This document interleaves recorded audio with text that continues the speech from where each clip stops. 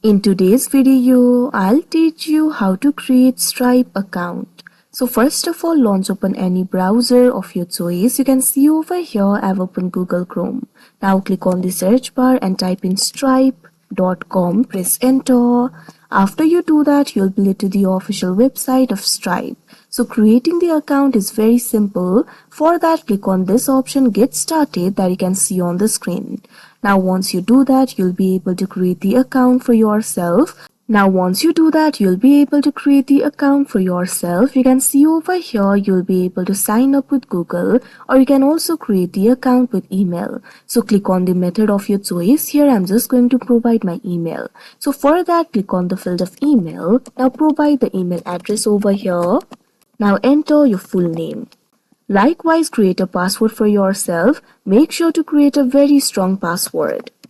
Now after you do that, select the country, click on the field of country. Now after you do that, you'll be able to see various countries over here. Click on the country of your choice. Now click on this option, create account, that you can see on the screen.